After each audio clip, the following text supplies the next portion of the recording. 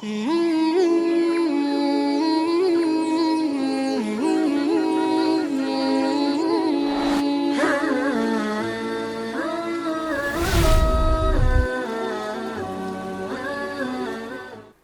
للہ وحدہ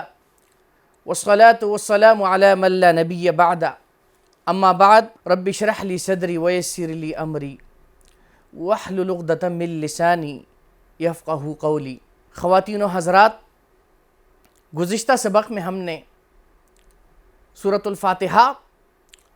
اور سورۃ البقرہ کے 24ویں رکوع تک کا خلاصہ بیان کیا تھا۔ آج ہم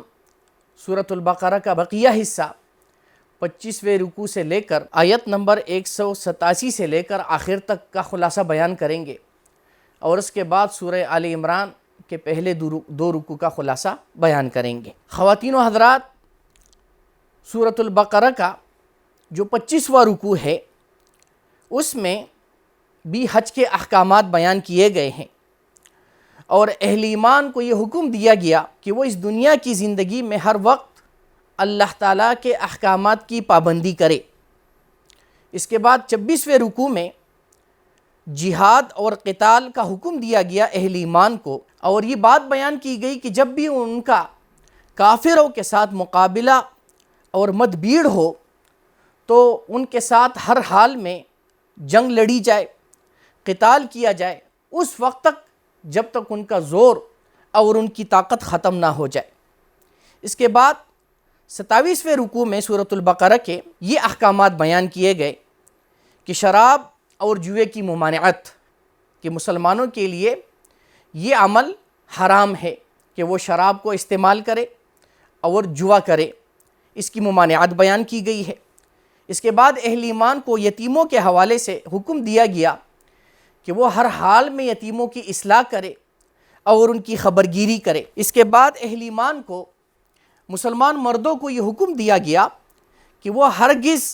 مشرک عورتوں سے نکاح نہ کرے، اس کی حرمت کا تذکرہ ہے، اور اسی طرح مومن عورتوں کو حکم دیا گیا کہ وہ مشرک مردوں سے نکاح نہ کرے۔ اس کے بعد 28واں رکوع ہے، اس میں خواتین کے حوالے سے احکامات بیان ہوئے ہیں۔ سب سے پہلے حیض کے احکامات بیان کیے گئے کہ یہ ایک ناپاکی ہے، اور میاں بیوی کو اس کے اندر تعلقات یعنی جو جماع کے حوالے سے حکم دیا گیا کہ اس حالت میں اس سے دوری اختیار کی جائے۔ اس کے بعد ایلا کے احکامات بیان کیے گئے کہ اگر ایک شوہر قسم کھاتا ہے کہ اپنی بیوی کے پاس اس کے قریب نہیں جائے گا، تو یہاں اس حوالے سے ایک حکم بیان کیا گیا ہے کہ ایک شوہر سے زیادہ 4 مہینوں تک ہی یہ دوری اختیار کر سکتا ہے قسم کھانے کے بعد۔ 4 مہینوں کے اندر اگر اس نے رجوع کر لیا اپنی بیوی کے پاس تو ان کا یہ نکاح برقرار رہے گا، اور شوہر قسم کا کفارہ ادا کر لے۔ لیکن 4 مہینوں تک اگر شوہر اپنی بیوی کے پاس نہیں جاتا تو اس صورت میں ان کا نکاح ختم ہو جائے گا۔ اس کے بعد عدت اور طلاق کے احکامات بیان کیے گئے کہ وہ عورت جس کو ماہواری آتی ہو اور اس کا شوہر اس کو طلاق دے دے تو وہ 3 حیض تک جو ہے وہ انتظار کرے گی، یعنی اگر اس کو حمل نہ ہو تو پھر اس صورت میں اس کی عدت جو ہے وہ 3 قروء یعنی 3 حیض جو ہے وہ انتظار کرے گی، عدت گزارے گی۔ اس کے بعد رجوع کے احکامات بیان کیے گئے کہ اگر شوہر اپنی بیوی کو 1 یا 2 طلاقیں دے دے تو اس صورت میں وہ عدت کے اندر اپنی بیوی سے رجوع کر سکتا ہے، یعنی بغیر نکاح کے۔ اس کے بعد 29ویں رکوع میں بھی طلاق اور عدت کے احکامات بیان کیے گئے ہیں۔ اسی طرح اس میں خلا کا حکم بیان کیا گیا کہ اگر میاں بیوی کا آپس کے اندر نباہ نہیں ہوتا اور شوہر طلاق دینے پہ راضی نہیں تو اس صورت میں بیوی پر کوئی گناہ نہیں، اگر کوئی وجہ کوئی عذر ہو تو اس وجہ سے وہ اپنے شوہر کو کچھ مال دے کر اس سے جدائی حاصل کرے، یعنی مال دے کر شوہر کو وہ یہ صورت بھی ہو سکتی ہے کہ اپنا مہر معاف کر دے اپنے شوہر کو، اور اس کے بدلے جو ہے وہ اس سے جدائی لے لے، طلاق لے لے، یعنی مال کے بدلے طلاق لینا، یہ نکاح ختم کرنا کہ بیوی اپنے شوہر کو کچھ مال دے کر اس سے خود کو آزاد کرے، اس عمل کو خلا کہا جاتا ہے۔ یہاں یہ حکم بیان کیا گیا 29ویں رکوع میں۔ اس کے بعد 30ویں رکوع میں بھی طلاق اور رجوع اور عدت کے احکامات بیان کیے گئے اس کے علاوہ جو ہے وہ رضاعت کے حوالے سے حکم بیان کیا گیا کہ ایک عورت جو ہے وہ زیادہ سے زیادہ اپنے بچوں کو 2 سال تک جو ہے وہ دودھ پلا سکتی ہے۔ البتہ 2 سال سے پہلے اگر میاں بیوی ماں باپ اگر مشورے سے ختم کرنا چاہے دودھ کو پلانا تو اس میں بھی کوئی حرج ہو نہیں۔ البتہ زیادہ سے زیادہ مدت جو ہے وہ دودھ پلانے کی یا جس میں رضاعت کا حکم ثابت ہوتا ہے تو وہ 2 سال کی ہے، 2 سال کی مدت ہے۔ اس کے بعد جو ہے وہ وفات کی عدت کا تذکرہ ہے کہ وہ عورت جس کا شوہر مر جائے اور وہ حمل کی حالت میں نہ ہو، حالت حمل میں نہ ہو، تو اس صورت میں اس کی عدت جو ہے وہ 4 ماہ 10 دن ہے کہ 4 ماہ 10 دن میں جو ہے وہ عدت گزارے گی۔ اس کے اندر وہ سوگ بھی بنائے گی کہ وہ زیب و زینت اختیار نہیں کرے گی اور کسی سے نکاح بھی نہیں کرے گی۔ 4 ماہ 10 دن گزرنے کے بعد پھر وہ آزاد ہے، وہ جس سے چاہے نکاح کرے۔ البتہ اس مدت کے اندر نکاح کرنا بھی اس کے لیے حرام ہے عدت کے درمیان، اور اسی طرح اس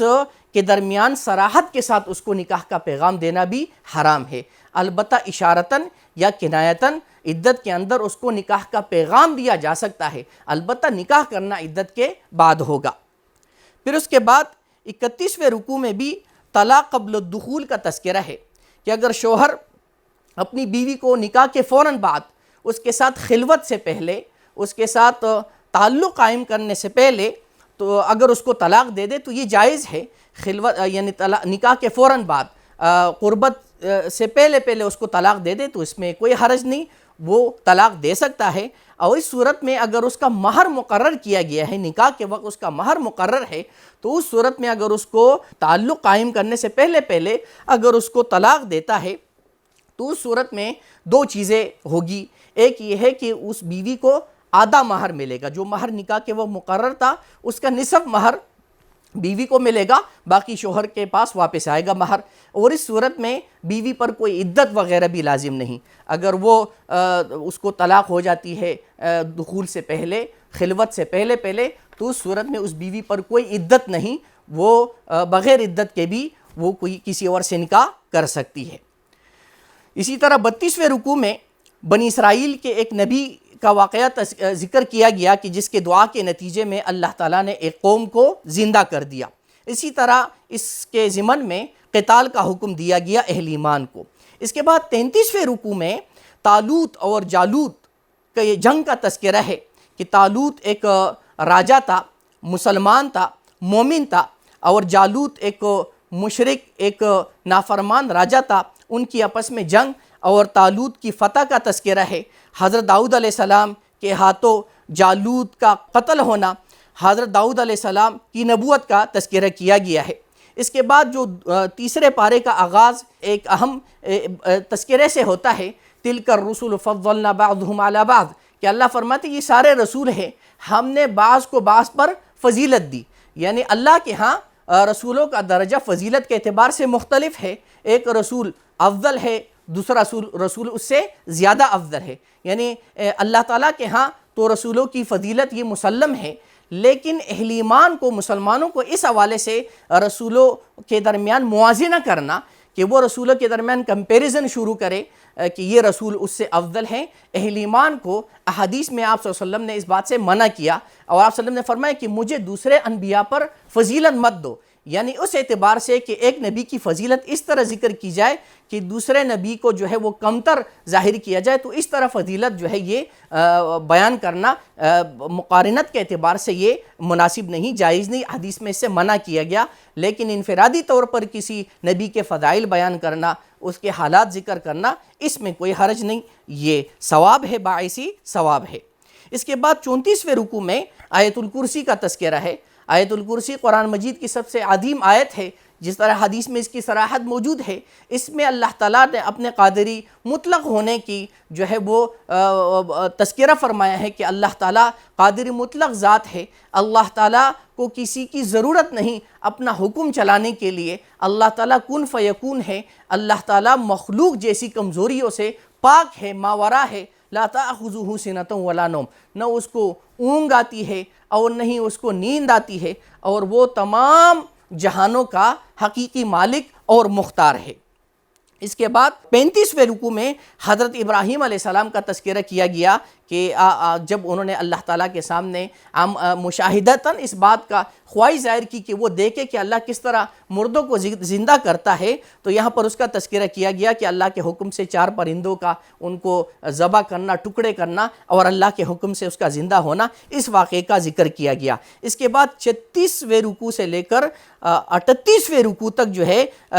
یہ احکامات ذکر ہوئے کہ حضرت ابراہیم علیہ السلام کا جو ہے نمرود سے جو ہے وہ مکالمہ، مجادلہ اللہ تعالیٰ کی قدرت کے حوالے سے کہ اللہ تعالیٰ زندہ کرتا ہے اور موت بھی دیتا ہے۔ اسی طرح حلال رزق میں انفاق کا حکم دیا گیا اہل ایمان کو کہ وہ ہر حال میں مال حلال سے، پاک مال سے اللہ کے راستے میں خرچ کرے۔ صدقات کی فضیلت اور اس کے آداب بیان کیے گئے، تقوی کی اہمیت بیان کی گئی اور سود کی حرمت اور اس کے احکامات بیان کیے گئے۔ اس کے بعد 29ویں رکوع میں ادھار کے لین دین کے حوالے سے حکم دیا گیا کہ جب بھی مومن آپس میں ادھار کا لین دین کرے تو ایسے معاملات، اس میں دینے کی مدت اور اس ساری چیزوں کو لکھ لینا چاہیے تاکہ بعد میں لڑائی جھگڑے کے معاملات نہ ہو۔ اس کے بعد جو ہے 40ویں رکوع میں اللہ تعالیٰ نے اپنی قادر مطلق ہونے کا تذکرہ کیا ہے اور یہ ایک حقیقت بیان کی گئی ہے اس میں کہ اللہ تعالیٰ نے مخلوق کو اپنی طاقت اور قدرت کے مطابق جو ہے وہ مکلف بنایا ہے، لا یکلف اللہ نفسا الا وسعها۔ اسی طرح بحیثیت مسلمان ہر وقت اللہ سے اہل ایمان کو دعا کرنی چاہیے کہ اللہ تعالیٰ ان کی طاقت سے زیادہ ان پر بوجھ نہ ڈالے اور ہمیشہ اللہ سے ظالموں اور کافروں کے مقابلے میں نصرت کی دعا کرنی چاہیے۔ اس کے بعد سورہ آل عمران شروع ہوتا ہے۔ سورہ آل عمران یہ مدنی سورت ہے، 200 آیات اور 20 رکوع پر مشتمل ہے۔ اس کے پہلے جو 2 رکوع کا جو خلاصہ ہے باقی آئندہ کے سبق میں بیان کریں گے۔ جو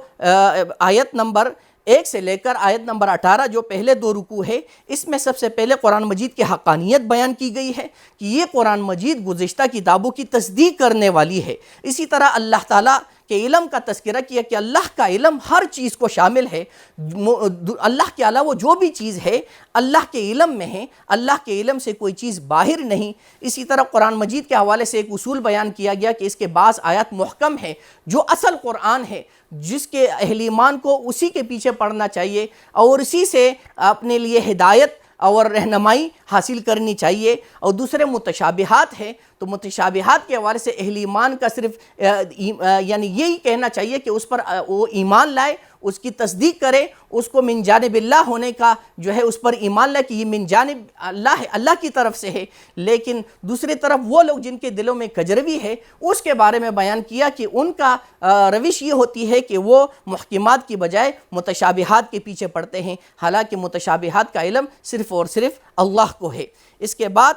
انسان کے لیے دنیا کا جو ساز و سامان ہے، دنیا کے جو مال و دولت کے حوالے سے ذکر کیا کہ اگرچہ یہ انسان کے لیے بظاہر خوشنما کر دی گئی ہے، لیکن اگر انسان اس کی محبت کو اپنے دل سے نکال دے، اس کا مقصد، اس کو اپنا مقصود نہ بنائے، تو پھر اللہ تعالیٰ کے ہاں اس کا بہترین انعام ہے اور اللہ کے ہاں جو دین ہے وہ صرف اور صرف اسلام ہے۔ لہٰذا تمام انبیاء علیہم السلام نے بھی اسلام ہی کی طرف دعوت دی اور ہمیں بھی خود کو مسلمان ہی کہنا چاہیے۔ وآخر دعوانا ان الحمدللہ رب العالمین۔